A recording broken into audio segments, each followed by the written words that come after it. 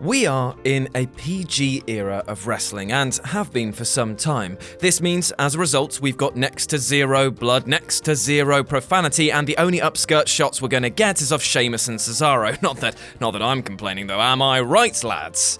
However, this family-friendly fighting has instilled more than a bit of babyish nature to the proceedings and has resulted in some rather bizarre moments. You've got a business built on beatdowns and you're showing stuff that caters only to the crybabies. It's an odd time. With this in mind, I'm Jules for WhatCulture.com, and these are 8 times the WWE treated its audience like children. Number 8, Tug of War. Brock Lesnar is a big chap, a rather frightening individual who looks like he eats babies whole without blinking. Roman Reigns is also a big chap, running on the finest dog food that Vince scoops out into his silver bowl.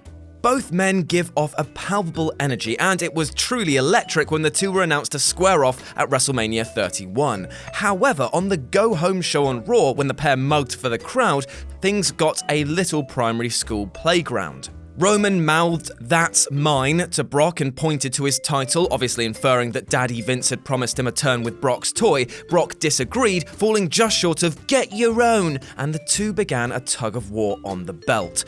Two of the most ripped men in the industry having a squabble over a strap. It really didn't paint their showdown as a collision of giants, let me tell you. Number 7. Download the app, you thick f***s.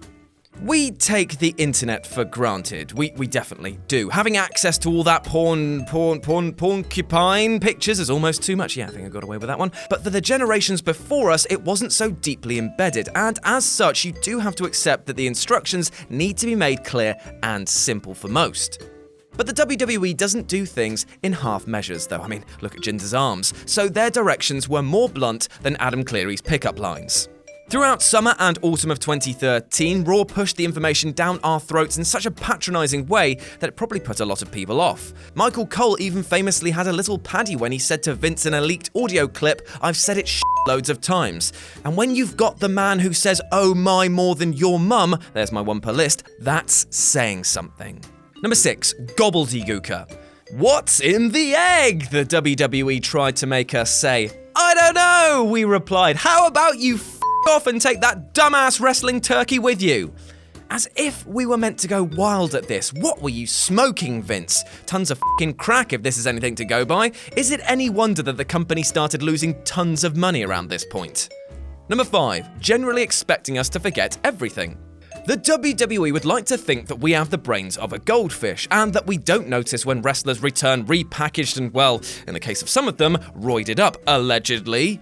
Jinder is but one example, though. Remember Festus? Oh, hi Luke Gallows.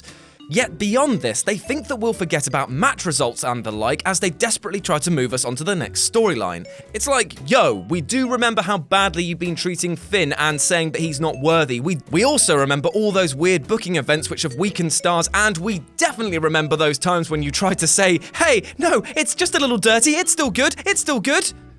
It's not. Number 3, John Cena's temper tantrum.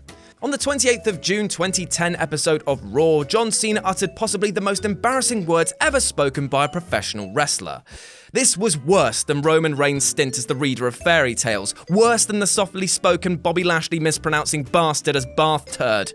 Top babyface John Cena interrupted a Sheamus promo. Cena dressed down Sheamus' hair by unfavorably comparing it to the star of a 1990s teen movie. He then danced about like a prat and whined like a toddler when the anonymous Raw general manager booked Mark Henry, not Cena, as #1 contender for Sheamus' WWE Championship. "Baloney, fudge and mustard! My life is being ruined by the internet! I haven't flipped out this bad since my mum cancelled my subscription to Warcraft!" came Cena's response. We were meant to laugh along with this, and to the WWE's credit, they did get it half right, except replace with at, and replace this memory with a charred chunk of brain tissue. It would be a lot less painful. Number 2, the very existence of Hornswoggle. Hornswoggle was such a quintessential Vince McMahon product. The very idea that he was a little person was the punchline. That's it. I can imagine Vince pointing and laughing, looking around the room at confused faces and going, "Do you get it? He can't wrestle! He's little!" And everyone around has a little wince while Vince pisses himself, then points at the piss and laughs even harder. Now, to Hornswoggle's credit, he has appeared in some very major storylines. However, to everyone's hatred, he has appeared in some very major storylines.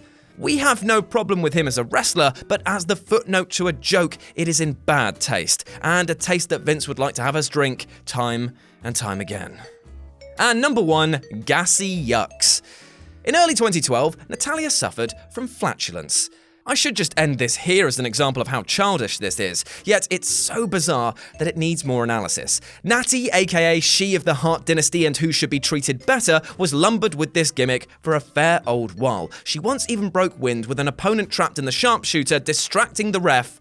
That actually happened. The stench was once so bad that it knocked Hornswoggle unconscious. Told you he was in all the major storylines. Reportedly, McMahon's sides had to be surgically stitched back together after that. Fart kills midget. This literally was his magnum opus. And that's our list. Leave me a comment down below telling me that I need a new sense of humour or something actually constructive. Then swing by whatculture.com for more news and articles like this every goddamn day. As always, I've been Jules, you've been awesome, and I'll speak to you soon.